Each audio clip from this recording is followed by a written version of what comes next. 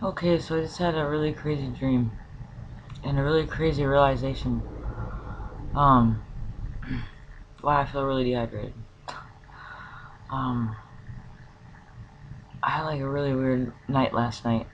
Um, it's like 7:38 a.m. Yeah, it was a friend's birthday. So my roommate went and got a limo for her, and we went like out on the town, and it was cool. It was really cool. Um, when I got back, when I got back, I felt like I decided to get dropped off before the night was over, because they wanted to go somewhere else. And like when I got home, there was like this huge crash that had happened.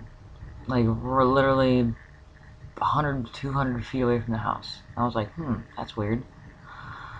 Um, I can probably count on one finger how many times people have actually had an accident that bad next to the house since we've been here. So there's no electricity in the house, and I'm pretty sure it's just this house that doesn't have electricity. There's running water, but that's it. No lights, no heat, nothing like that. So I'm like, okay. Well, I'm always prepared. I had candles, stuff like that. I got like a LED light. Yeah, I had an LED light. And it kind of always reminds me of like Afghanistan moments. Because it's like, I always pick up random stuff. It's like I'll be at a store, and I'll just be like, I don't know why, but I'm attracted to that. I should get that. And it's like, I can't tell the difference between predicting the future and knowing what the future is. Because it was the same thing overseas. It was like, it seemed like a completely random thing to put inside of my record truck, but no matter what it was that I put in that truck that I thought that like popped into my mind and I just picked up like impulsively and put it in the truck, I always needed it.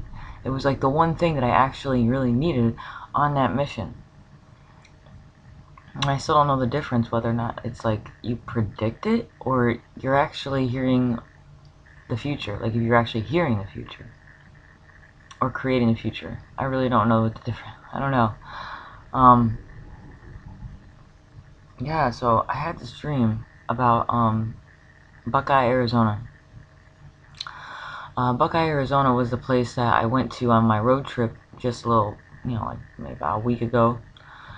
Um, and that place was the place that I had the dream about, like red pyramid energy, something like that, like pyramid energy and a time warp, and it wasn't a very pleasant dream.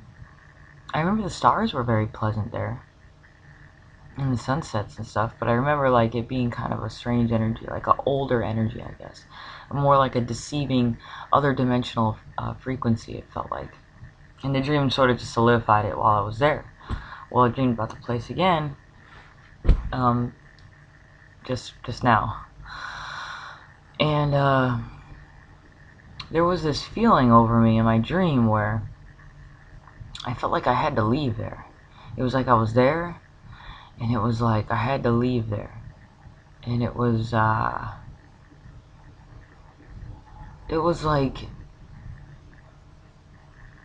I'm not really sure how to explain it. I should write this down, maybe, but I try to like just film it. It was like something that I did. It was like something about what it's like whenever I realize a great truth, because there were, I looked, it's like when I look at the stars and I see 3D pictures, like I can put them together, like Orion's belt, which I call the tabernacle, but when I look at it more closely, it looks kind of like a 3D pyramid or something, because there's like the three big ones, which is Orion's belt, and the three little tiny ones that kind of go off to the side. But when I really look at the big picture, it's almost like an exploded version, or a less exploded version of like a 3D construct.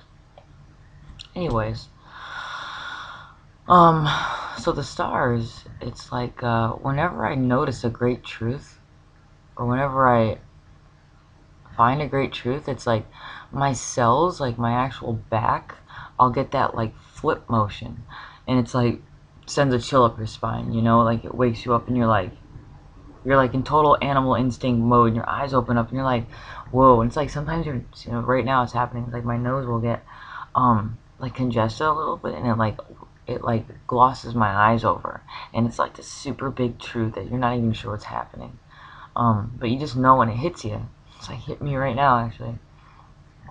um okay, so yeah, it was like something to do with that dream, and something about finding out a great truth. Like wherever I went on my trip, it was like whenever I realized a great truth, which I understood through the thought, and then the picture of thought in my brain, and then the feeling on my backbone.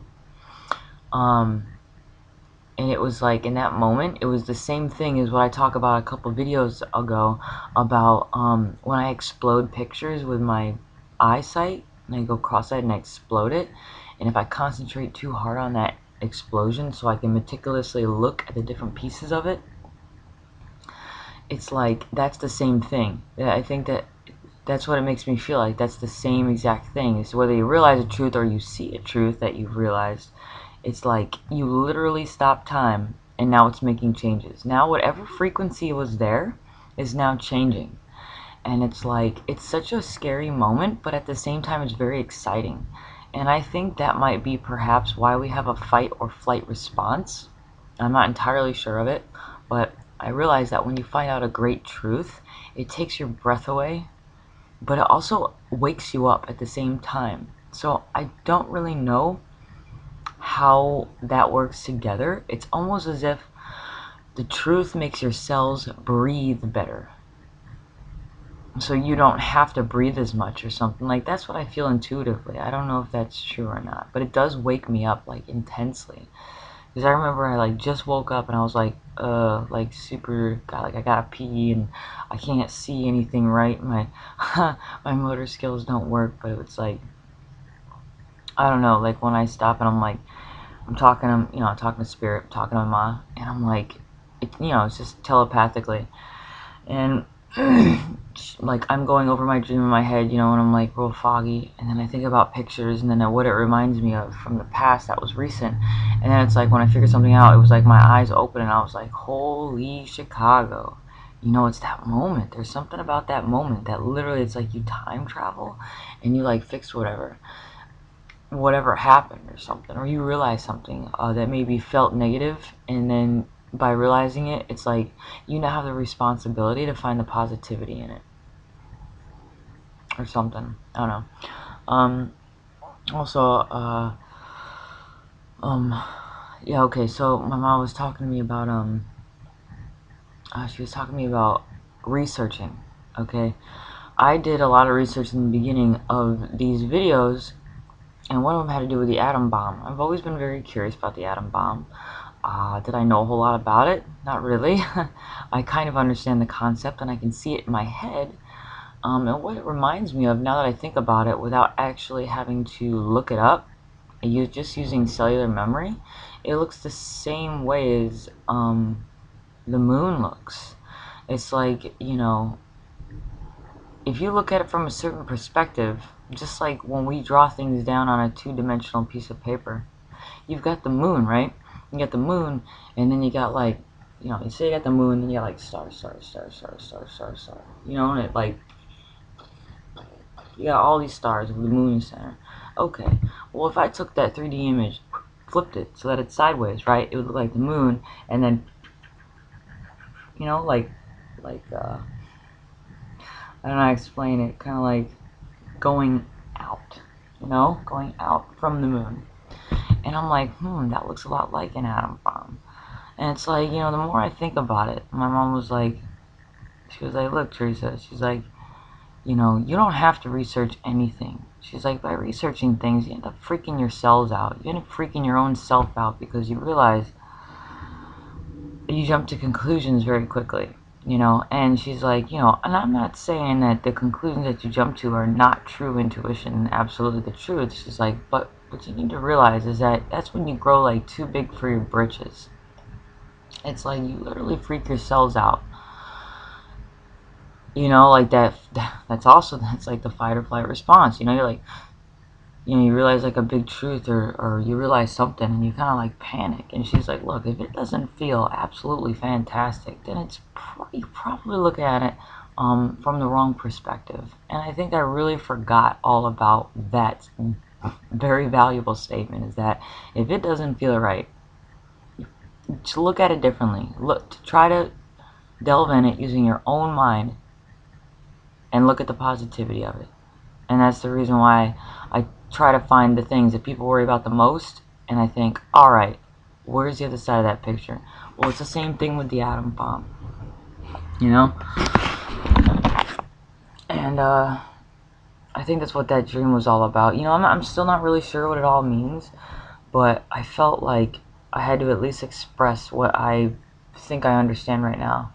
And it's a very clear, very sunny day. Actually, there's like a little, it's like a cloud, like right next to my house in my house.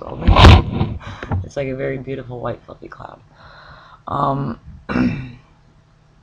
and dreams really interesting. It's like the way, like when I woke up, I felt very fizzy. I felt like my skin was very fizzy, like on the inside and stuff. And that's exactly how I felt when I went to Pennsylvania, and I was wondering about the atom bomb while I was in Pennsylvania. And this was like about a month or two ago. That was like the first time I went on this road trip. And that's when I had felt like, it was almost like I felt the aftermath or the effects of understanding an atom bomb without properly preparing my body or something. But my mom was also like, look, I know you're thinking you were, you know, I keep telling you you're going too big for your britches. And she's like, what that means is that if you feel uncomfortable, you've looked at it in a way that makes your cellmates uncomfortable. And they're just like, you know, whatever feeling you have, you basically replicate in all of your little cells, you know? And she's like, if you know, that's why research isn't always the best thing. I mean, if you really need help, you know what I mean. But she's like, that's why there's dreams. That's why you can search your own memory banks and just relax. It's like when you try to force the answer. And I'm not saying. And she's like, and don't think you did anything wrong. You didn't do anything wrong. This is a learning process, and we just wanted to show you how important it is to trust your own instincts and your own memory pocket, because everything that you ever needed to know is inside of each and every one of your cells. We have the same cell memory since the very, very beginning.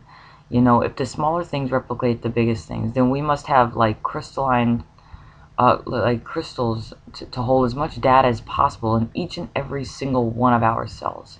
So it's like trusting your own self and saying, well, the picture doesn't make sense, but it's like, okay, but so many figures in history have been like, it doesn't make sense. Well, let's try that. And then they get mocked all the time. And then you come back like 50 years after that, and everyone's like, oh yeah, guy's a genius. And you're like, I mean, you know, I think it's like a matter of being confident enough to trust yourself and know that for whatever reason you dreamed it, for whatever reason you thought it in your mind, you saw a picture, remember, it's not just you. You've got all these cells, all this cellular memory. You can look at the news, YouTube. You got people talking about ancients. You got people talking about the beginning rolling around again. I mean, people are having dreams, you know. People are having like all these epiphanies, and you got archaeologists, you know, they're digging up stuff that we only dreamed about, or things that had not been uncovered and shoved under the rug. So it's like, you know, if it's something that you feel or see, try not to push it out. You know, if it seems scary in the moment, well, it's maybe the perspective that you're looking at.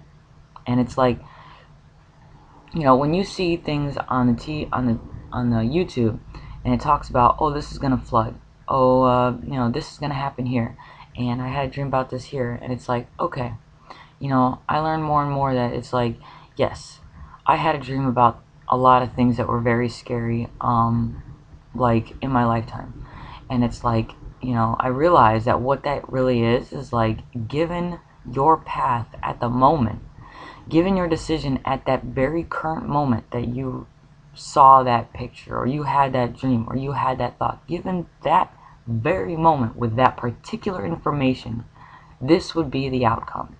This would be the possible outcome. Can it be changed? Absolutely. Just the matter of realizing that that's what that means, You know, you're looking at the smaller pictures that you can outsource to your own cellular memory, your own cellmates, and be like, okay, where am I at right now? Was it kind of scary? Okay. Well, then, why was it scary? That's why dreams are so important. You got a little psychologist, you got a little scientist, and they're all inside of you. So it's a matter of looking at it. And if you don't like the picture, look at your picture in the current moment. Maybe there's something you need to change. Because there's a few dreams I've had where it was like my health, like my physical health, was like, and I like, you know, try to look at the symbolism, but then it's like by only looking at the symbolism and not like the hard concord,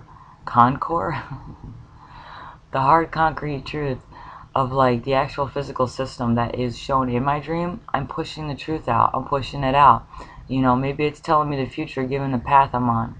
And that's the reason why I stopped smoking. And I know that I talked about what I talked about in my dreams. I mean on here, and I'm not saying this is everybody's path. I'm just saying I'm learning. You know, I looked at it in a positive way, and that's probably my only saving grace is thinking, you know, my intentions. I was trying to find the positivity in society so that people could not worry about their physical bodies so much and find a positive note on it. And I thought that that would be something that would change the whole system. And it's very possible that it did. But for whatever reason, I am cutting things out of my system just so I can see, because I'm very curious as to what means what. And I find that by cutting smoking, I feel something different. It's like spirit is much more clear. The telecommunication seems to be more clear. It seems as if I feel things more strongly, but in it's like I feel less of my own energy being a problem and more of the energies of others. And that way I can distinguish what one person may or may not need. It it keep it made me move from being selfish, which isn't really selfish is not really the word I mean, the meaning. Selfish I guess means I was so concerned about my own self. A lot of times because I felt like something was not right emotionally, or you know, like I'm just trying to figure stuff out. But once I stopped doing all the things that my mind kept saying, you know, oh, but what, you know, but what about this? What if you really are right? What if it really isn't very good for you? And I was like, well, I don't know. My mom's like, look, don't push your mind pockets out of the way. For whatever reason, your brain keeps not being okay with smoking cigarettes, you know, with whatever it is that, you know, you're using as a vice. And I was like, okay. So she's like, just try it. Just try it, because for whatever reason, your particular system, your particular planetary alignment is having a little trouble understanding what you're doing. I'm like, okay, fair enough. And, you know, once I stopped that one particular thing, which particularly doesn't work well for my system, I feel a lot better. I feel more centered. I feel more gentle. I feel more outgoing. I feel more like myself. And then I realized a great truth about myself is that I was born 2 months premature. I was like 4 pounds, 4.5 ounces. I was real small. I had underdeveloped lungs. I had to stay in an incubator for like a month. Um, my mom thought I was going to be born a boy, so she had a name picked out to me. It was Brian Michael Guerin, and there's even letters of like my ma writing to my grandma. My grandma's the one that raised me, but I call her Ma. And they would call me Brian Michael Guerin. Like, that's who they thought I was going to be. I popped out premature, and I popped out a girl, you know, so they just chose a name. So it's like literally what happened there was like the lung situation, right? Some sort of recessive pulmonary gene or something, you know. I don't know what that means. I had a dream about it, but it's like by realizing, like, I'm going back in time to realize what's going on in my system and why I shouldn't do certain things from my particular system is probably because of my lungs, you know? Probably because I forgot all about, like, that one thing that kept me back, but I ended up being, like a fantastic runner. I went to, like, the Junior Olympics and got 88th in the whole nation, you know, and by squandering that a little bit and taking advantage of my lungs, I suppose. Not that it's negative, but I'm learning. And then I realized why my mind kept saying, can you not do that? Can you just not do that? And it's like, maybe it's not for everybody. My decisions are not everyone's decisions, but I'm letting you know why I went through that and why I made the decision to switch it up. Um, and also, that's part of the reason why I feel like my whole system is changing. It's like I'm going back in time to that other possibility, which was Brian Michael Guerin, because my voice is getting deeper. It's like, I'm only telling you as I see it, and this is what I'm experiencing physically.